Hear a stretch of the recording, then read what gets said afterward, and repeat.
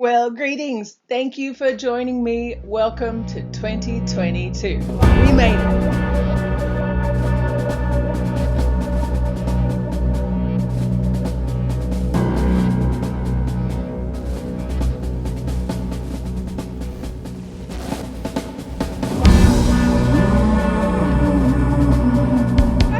Oh my gosh, and it's the 7th of January already. It's just crazy. Last year went past super fast for me, and this year it feels like it was New Year's Eve last night.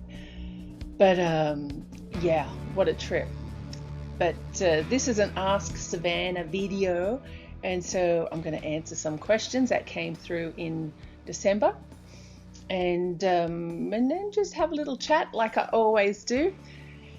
I might even have time to do 2 Ask Savannah videos for January. So I'll just say we did a little bit of housekeeping, and so we deleted all the Ask Savannah questions that came in before December. So if you had written into me and I don't answer your question, feel free to circle back and email me once again. Actually, not email. If you go to the Black Witch Coven website, up the top in the menu bar, there's a tab that says Ask Savannah, and pop your question in there. And if it's a YouTube friendly question, because we don't want to upset the gods of YouTube, which are probably Christian, I'll be able to answer it in an open forum. Yeah, so I'll answer some questions today, and I don't have a lot to bitch about. Well, I have always a ton of things to bitch about. Well, obviously, I'm still here in New Orleans, Louisiana, USA. And if you've been following me, you probably know that I should be back in Australia right now with all of my other peeps, my family, my long-term Aussie mates. But unfortunately, if you're an American, this is probably like no news to you. It's not a surprise, but it was a bit of a surprise to me to find out that once when you apply for a USA passport, it just gets flicked out in the general post. It's not registered mail. And so it can get to you, and maybe it doesn't get to you. Who knows? But mine didn't get to me. And it was supposed to be sent out a second time, and that didn't get to me too. So I've just made the assumption that there's a reason for why I shouldn't be flying right now, and that someone in Mexico is probably printing out many versions of my identity as we speak. So what can you do? You just got to go with the flow, right? But lucky I've got a good crew here as well, and you just got to crack on. You just got to get on with it, right? So that's what we're doing. So no, I didn't get to Australia this Christmas time. But yeah, that's not to say I don't have a good time wherever I am at. I always have a very good time.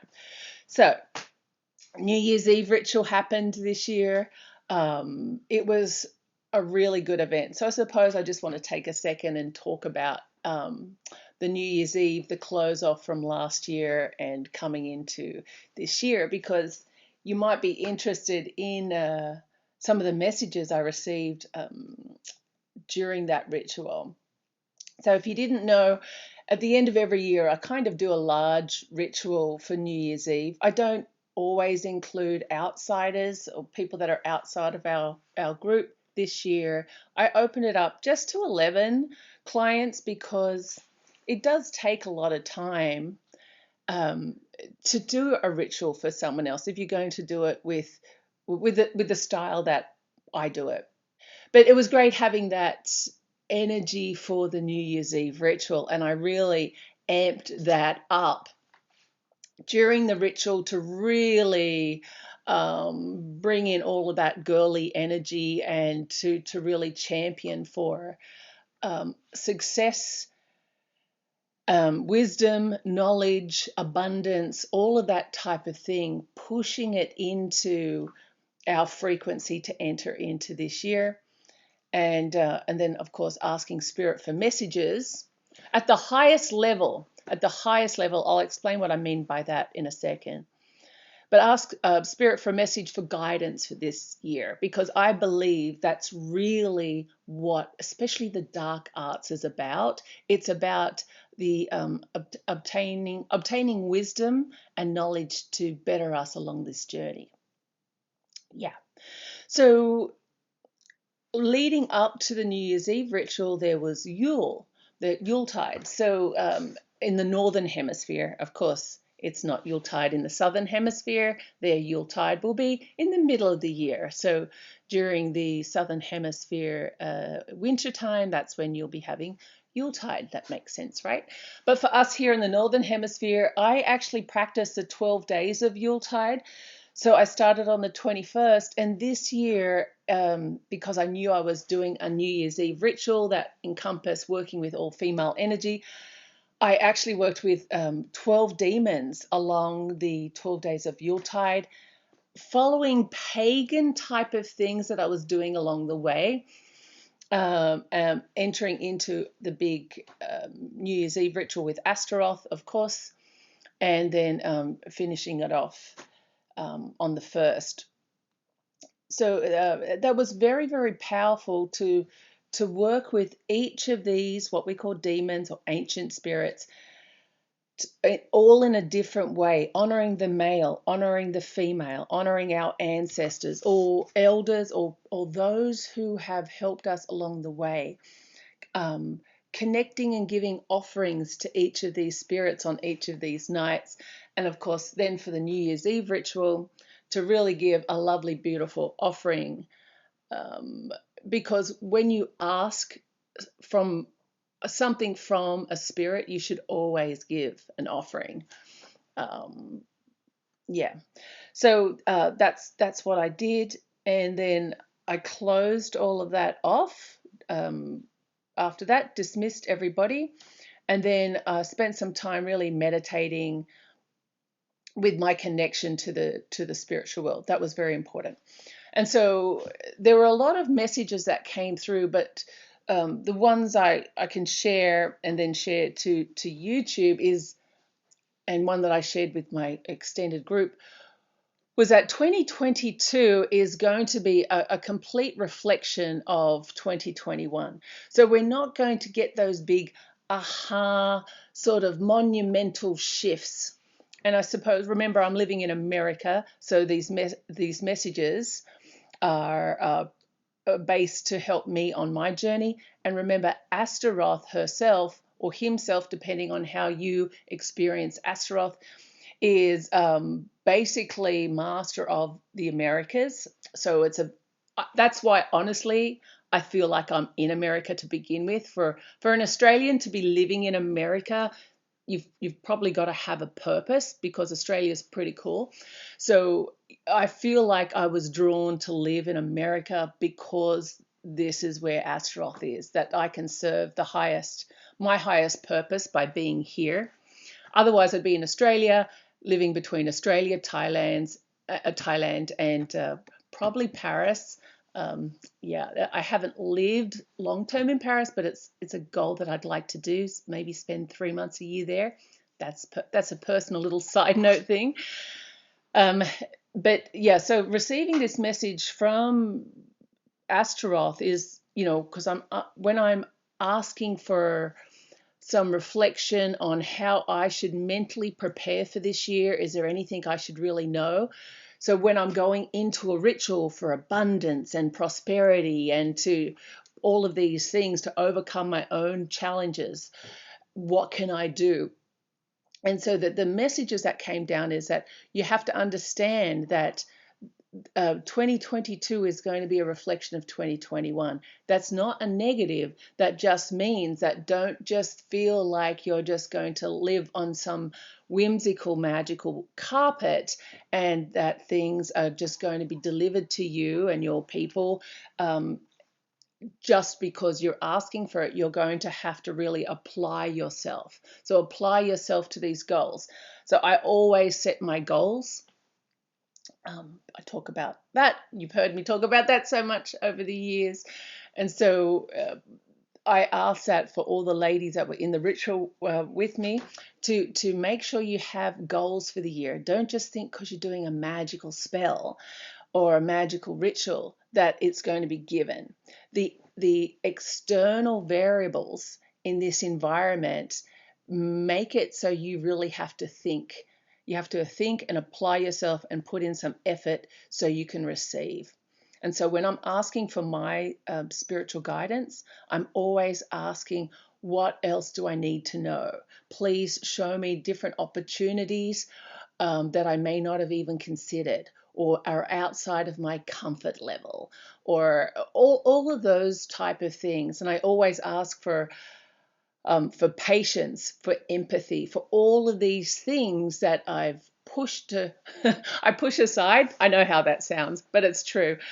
Um, Sometimes when you've heard things a lot, you're not as empathetic as what you should. And when you move away from having empathy for your fellow human, you can become a little bit more narcissistic, or, just wanting only hearing what you need and serving your own needs versus considering what other people want and need as well. And that's across the board. Everyone is guilty of that from time to time.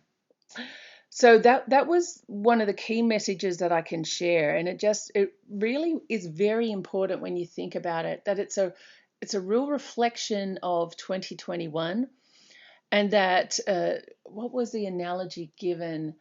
It was something like, the good times this year will be a reflection. Well, the good times are basically just a reprieve from the heaviness. So, when you get a break in the heaviness or a little reprieve this year, don't feel like, wow, we're over that. It's going to get better now. It's just it's a little break before the storm continues. Once again, don't feel sad about that. I look at it as a challenge. Okay, I've just got to make sure that, these goals, these business goals I have, and my personal goals, I've got to really just apply myself. And because I don't know what you're like, but when you achieve one of your goals or one of your milestones, sometimes we can relax a little bit, feel a little bit more comfortable, and then relax a little bit, not put in as much effort because you received a little bit of a result. But that's when you've got to double down.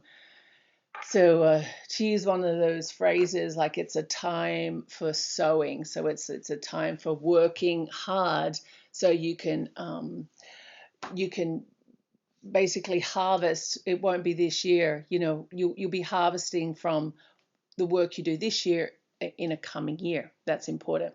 And it's also some of the other messages was it's going to be the same as 2021 up to the second quarter, and then there's going to be a little bit of a catastrophe that happens, and then once again we're going to build up from that. So just make sure that you're mindful of that. Just because some of the restrictions are lifting, it's going to be quite a heavy year. So just prepare for it. That's all you have to do. It's okay. The other things were that, don't dismiss countries such as China and India and just thinking, especially in the USA, that the USA is number one. And I'm going to leave it at that, because I don't want to say too much, but freak people out. But it's just important to know that, throughout the history of the world, there's always been one civilization that rules for a period of time, and then because they get too comfortable, that's when the third and the fourth people along the line have been building up quietly in the background, and then it's just a takeover. So there's some strong messaging coming through on that as well. But it's kind of a little out of scope for this video. Okay, First question is, hey, this is my first time on this site or doing any of this. I'd really like to get this girl to like me, and I'm wondering how to make a love spell. Thanks. Sam P. That's too general, Sam. Yeah, we do get a lot of questions like this, but we will always direct you over to the website because of several factors. Firstly, there's too many questions to ask around that situation. You want a girl to like you. How long have you known this girl for? Does she even know you exist? Has there been issues between you and her before? And then it goes into what's your budget? What's your comfort level with spell casting? Are you scared of anything? Are you worried about, for example, karma or things like this? Because if you're worried about spellcasting or you're new to it, some of your questions are going to go into what are the consequences of working with somebody who's in the dark arts. Then we'll go into telling you that, there's other people that work with angels or all sorts of different things. So it's always best to do a little bit of homework before you pay somebody to do a spell. Yeah, just jump on our website or any website really, and just check out the various types of spells, and then most importantly, budget. And like any of our customers know, we always say, why don't you give it a go yourself? If you're on a budget and you're concerned about how effective the spell's going to be, start off with candle magic. It's affordable, and yes, it can still be quite strong, and it puts that frequency out there to see if you're comfortable with magic and if it works for you. Yeah. Next question, William S. asks, is tampering with the occult likely to open a person up to evil spirits or demonic possession? Is it likely? I don't know if it's likely, but it's definitely possible, because anytime you're opening up into the spiritual world of any type, you're opening yourself and your environment to spirits. And depending on the individual, there's many reasons why somebody could become demonically possessed. You don't have to be an occultist to become demonically possessed. We all know that. We've all watched a lot of occult movies, haven't we? So, yeah, the thing is that once you have respect for it and you go into it slowly and you're mindful, you put up a few safety guards, you're going to be okay. But tampering, that's your key word. Tampering, yeah. Spirits like to play with people that play with them. So, I like to say, if I come back as a ghost or a spirit, I'm going to have lots of fun. I'm going to be one of those annoying spirits that, if you summon me through a spirit board, I'm going to come and scare the shit out of you when you're asleep. I'm going to frighten your animals. I'm going to move stuff all around your house. I'll throw things out of cupboards. Of course, I'm going to have fun. If you want to have fun with me, it's game on. But I'm sure after many centuries hanging out, spirits are probably bored with you, and maybe they pop up every now and then. I don't know, but it's definitely tampering. Dabbling is one way that you can really get yourself in trouble. Felix asks, how can I fully get involved? I believe I got a purpose. Fully get involved in occultism, in witchcraft, in what? Don't know, Felix. But if you've got a purpose, if you're on a mission, then you're going to open the door into the journey. Let's start that. We get lots of questions, so actually I'll give this 2 minutes of time. How can you get involved? So even with my own kids, that if they were half interested in something or asked a question, I would always ask a second and third question to them to really determine how interested they are actually in something. And it's the same with you guys. If you're really wanting to get involved, what have you actually done apart from watch a YouTube video to enter into the journey? Have you spent some time actually doing anything versus just reading books or watching YouTube videos? I think being experiential is important. That means even if it feels like you're just playing around or acting, it's very important you do that, because you might start doing it. Say you, for example, want to do a demonic spell. You set up your environment as per one of the books or a YouTube comment on how to do it. And you're sitting there, you might be in the nude, maybe you're not. You're sitting in front of a demonic statue or a demonic sigil. You're chanting a demonic N. You're trying to call, or maybe you're trying to call a spirit into a mirror. And just see how that feels for you. Turn off all the lights and see if you can sense anything around you. Does that make you comfortable or uncomfortable? And from that point, really gauge how much effort you want to put into this journey. Because once you're in the journey, if you have a purpose, if you're on a mission, then it has to be by your own desire to achieve and overcome your own issues and your own insecurities and your own, because that's what the dark arts is about. It really is about a journey, overcoming your own issues and problems. Once you do get like a little bit of buzz from the energy or have small successes, it's also about stepping back. Like, don't get high from your own supply.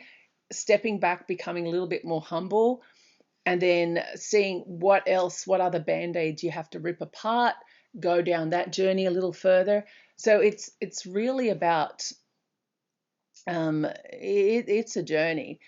So if you're, I don't know if this is you, Peter, or sorry, Felix, but if it's just for a spell or just for a short-term purpose, it's you know, don't get involved, because it really, you're not going to get the benefit. And then you're just going to have like all that stupid, never worked for me, there's no such thing. Yeah, I don't know. Did I answer that for you? Yeah, so you've got to get interested, create a plan, and work that plan. Next question is from C. Hello, I've been following you for years and thank you for what you're doing. I've been drawn to magic since I was a little kid. For years, I've read countless books, studied lots of rituals, done a lot of spells, and nothing ever worked. I started around 13, 14, I'm 18 now, and out of those years, only 3 to 5 spells worked for me. I kept going though, trusting that things will work out, but nothing. Multiple times I accepted the fact and gave up because I felt like too much energy was going into trying, but I kept feeling a pullback. So I always accepted that pull. I tried countless times jumping back in and studying other kinds of magic and working with it, but still nothing. I don't know what's going on. I feel a really deep calling to it, but I really don't know what to do. I have a good amount of knowledge, but feels like I don't have the power to use it. Any advice? Thanks so much for reading. You're welcome. This came through yesterday, January the 6th. All right. So I like your question, actually. I like your question. And you're 18 now, and you've been really just, you started in magic 4 years ago. You started off in magic at the age of 13. And that's a really magical time for for a lot of us. I won't say most people, but if you're connected energetically to energy, yeah, that's what I just said. Um, you're going to start feeling that current, and you've probably heard me speak about this several times. But when I was younger, we didn't have a lot of occult books to reference, and so I feel like I didn't have any expectations. I just went with the flow because I didn't have anything to put this vibe feeling or how I experienced the energy into a context that I was wanting to cast a spell. I didn't have that vocab to do all of that.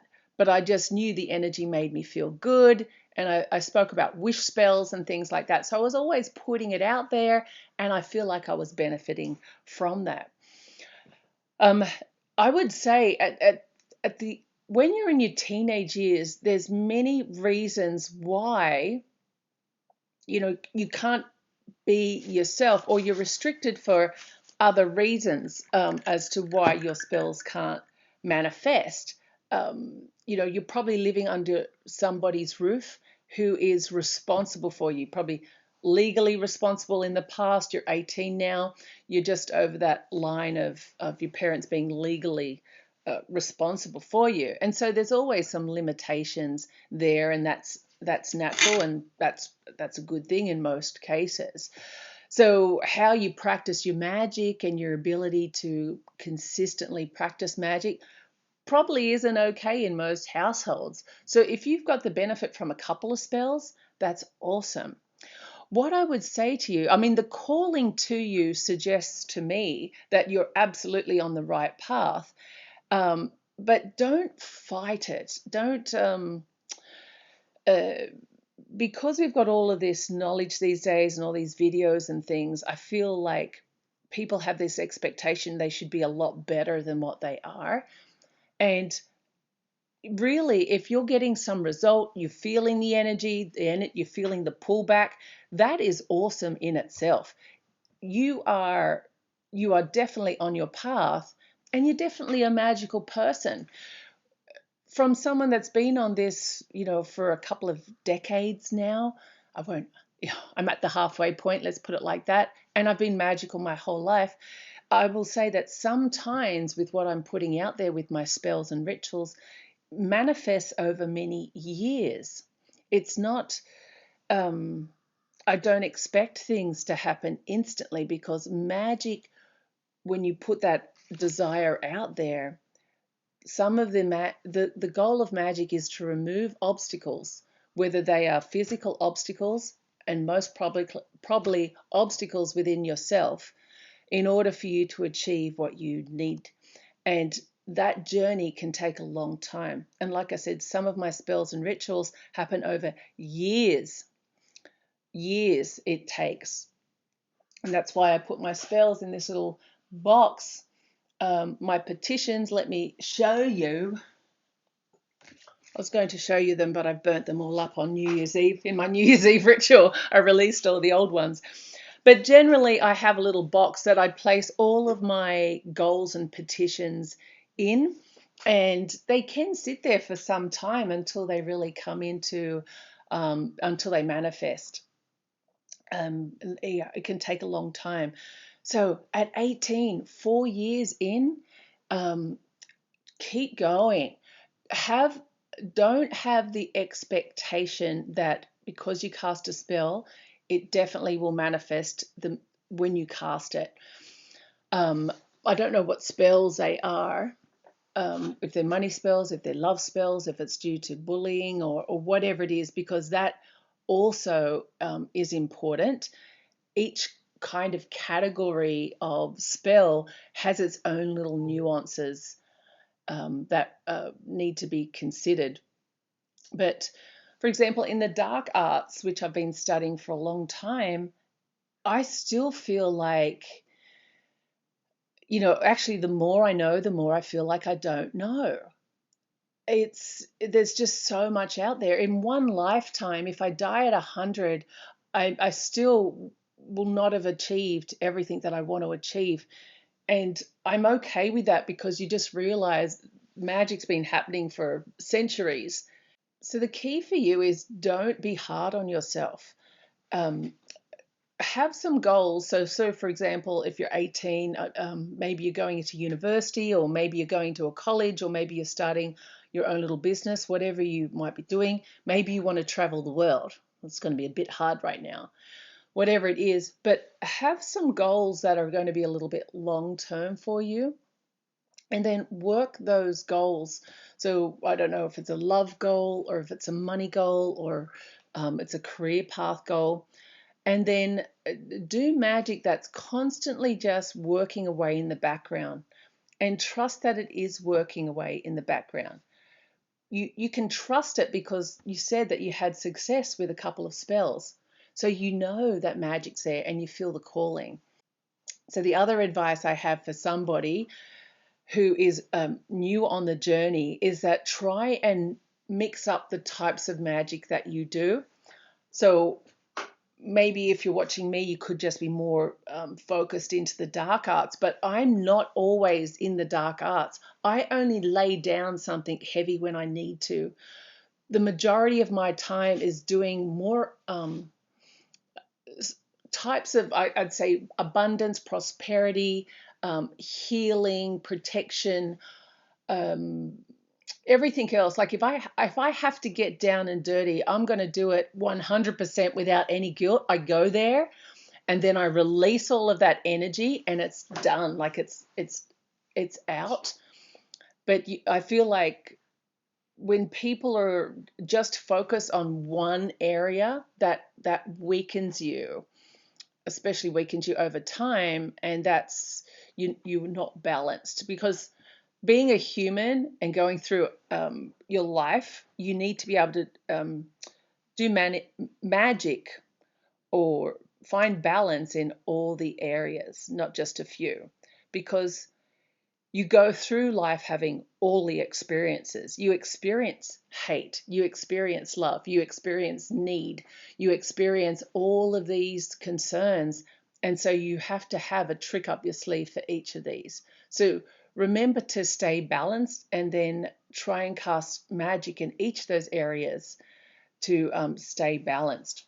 Now, I understand what you said multiple times. I accepted the fact and gave up because I felt like I was giving too much energy that was going into trying.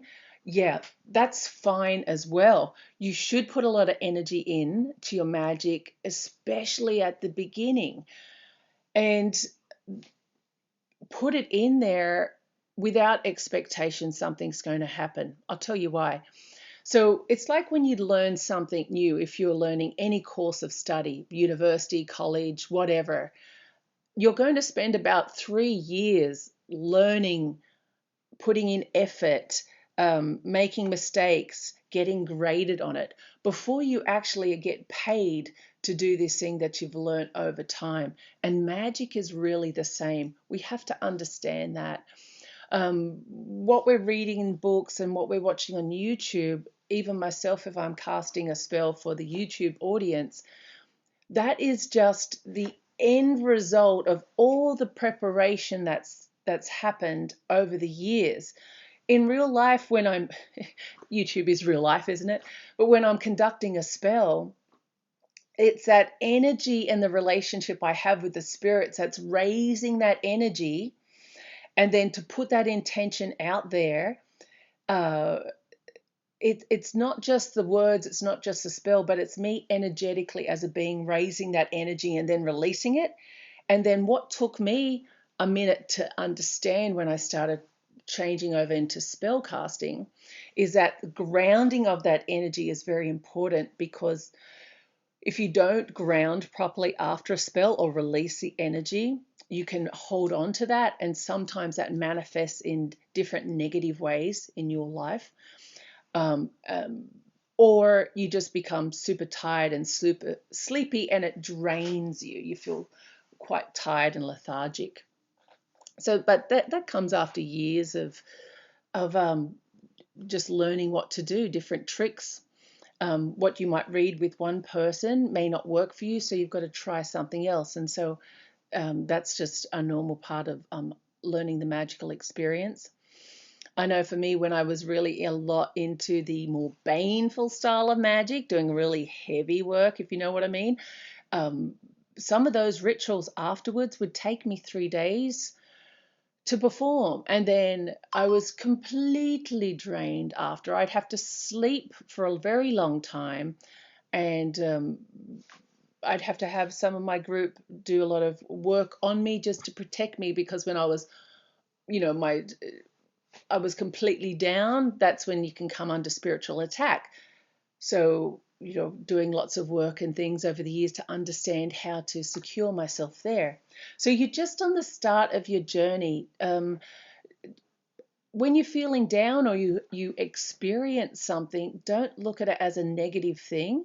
Take notes in your diary and see how you can slightly shift that to try and overcome that challenge, because that's really what magic is about. And I'm sure I'd love to hear back from you. Maybe every year you could write in and tell me how you're going, because I think by the time you hit your mid 20s or then mid 30s, you're going to be a different witch, and you'll be really happy that you stuck on this magical journey.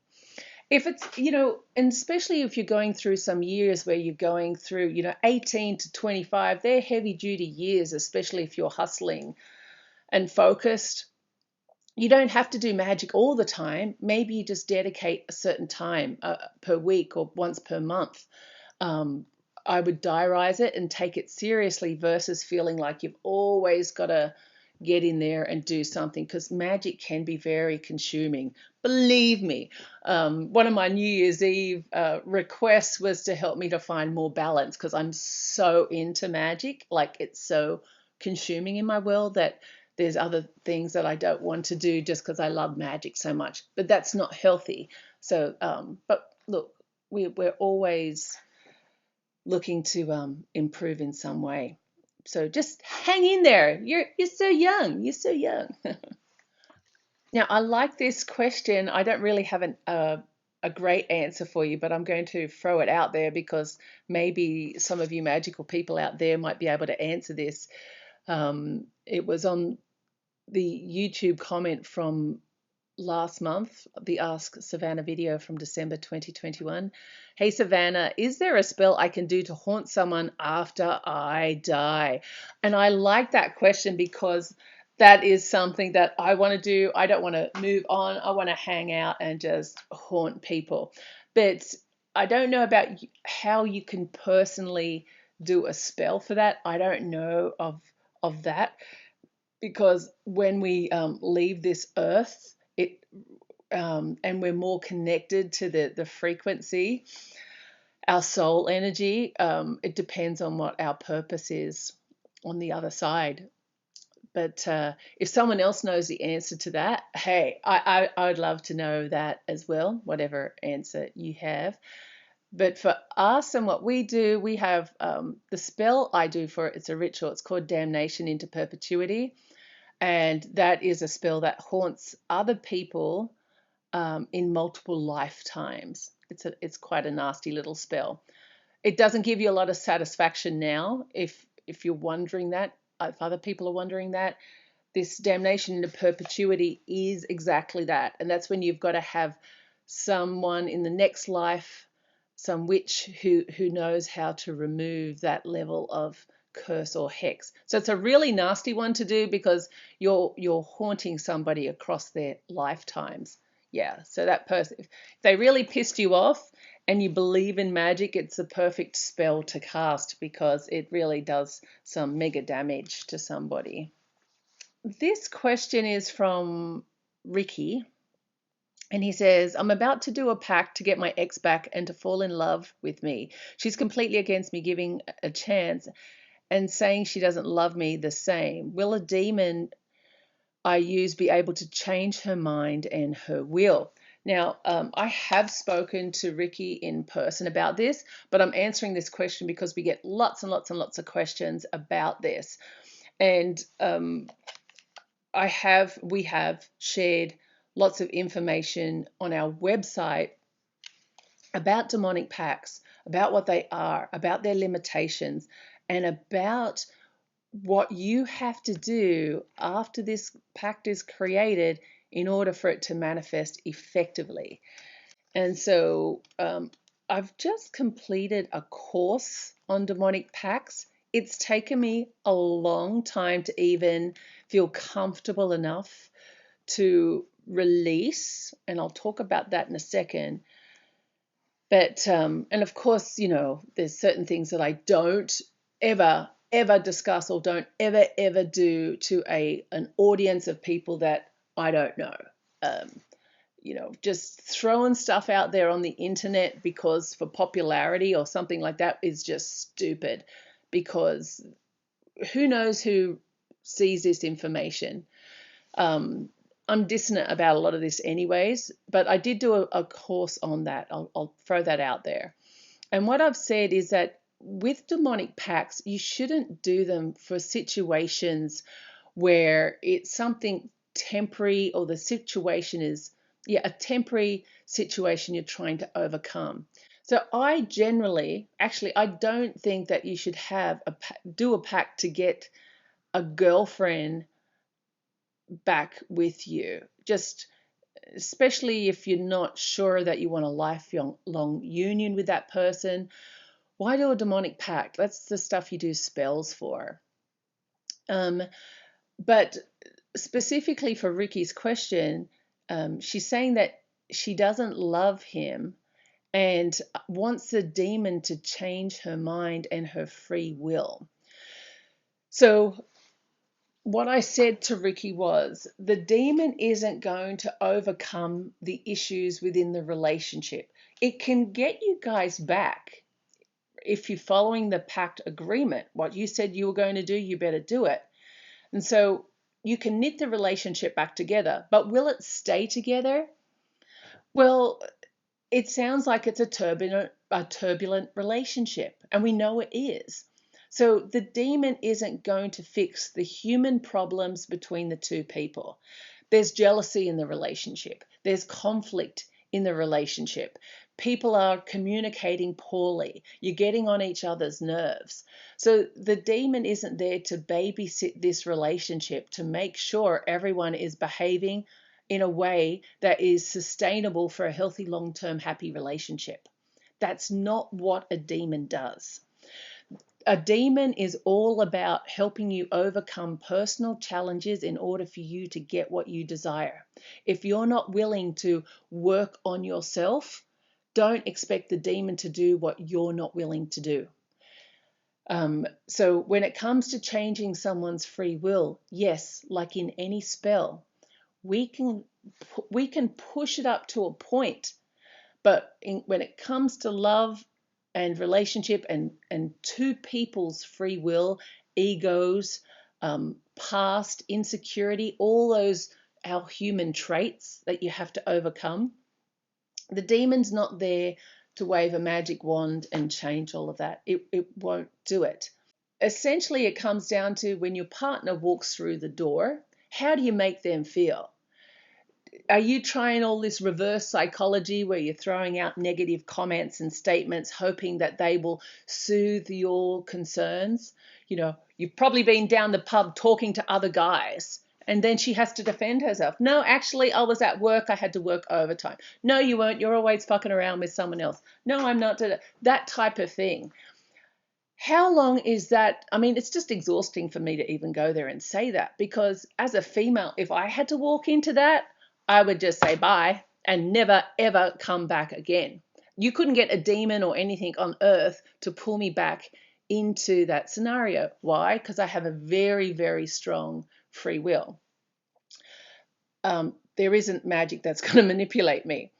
But if she has been tolerating this for a long period of time, that could work in your advantage. Obviously, there's something that's getting her to come back. But the only thing that will keep her here after the pact is that you need to change your communication style and the way you treat your woman. So when she comes back, maybe half an hour late, just say, how, I don't know, however you talk, but say, how was your day?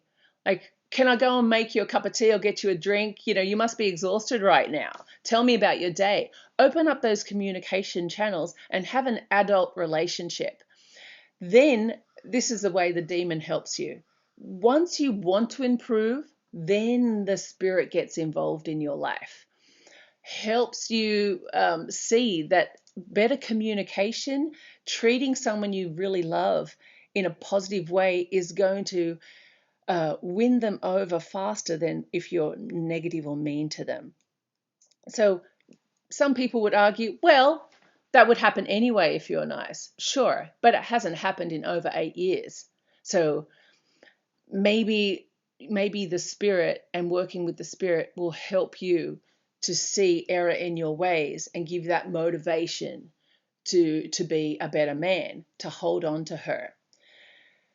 The subtlety of magic or the demonic, will it change her will? Yes, it will change her will to overcome some of those past challenges, to hang in there. But if you're going to be the same guy that pushed her out the door in the first place, she's not going to hang around. And the demon's not going to hang around as well. So it's complicated. That's why I don't like demonic pacts when it comes to this type of issue. This is where spell casting should be done, because there were other issues happening now. Is she with another guy? Da, da, da, da, da. I mean, will the demon take away the other guy? This is spell casting. This isn't a demonic pact. A demonic pact is creating a long-term relationship with a demon to help with a specific reason. And love isn't typically the reason that I would suggest you create a demonic pact.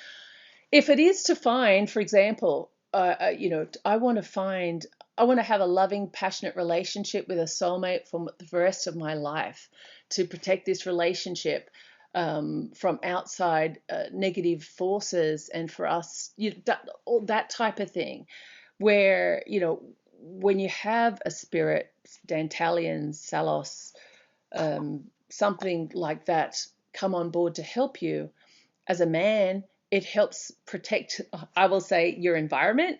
The modern man should work hard for his money, and you don't want to get into a shitty relationship where that ends in divorce really quickly, and you lose half your assets and probably your kids as well, depending on what state you're in. So you really want to have a secure relationship with a female that is on board with this life contract, the marriage contract, that she's into you just like you're into her, and that the relationship, that type of thing. Do you know what I mean? Next question. This was 9 days ago. Lynette says, "Hi Savannah, a few months ago I started watching your YouTube channel, and now I'm starting to study witchcraft. I've ordered a few spells from the website and have been trying to cast spells on my own."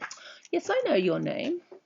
"I recently performed one of your money spells and I got exactly the amount asked." I know which spell you're referring to. "Most of it came from my work bonus. I was wondering if there are any spells you recommend for the sale of real estate. Next year, I plan on moving into a larger home. In order to afford the new place, we have to sell our home. I would appreciate any spells to cast or offering at the BWC website to attract buyers, to have a quick sale, or to receive good offers. Thank you, Lynn." That's firstly, I'm so happy that performing these spells on your own, you got almost the exact amount you asked for. So you could modify that spell yourself, and you just slightly modify it, so then it's to sell your home at a certain price that you're asking for.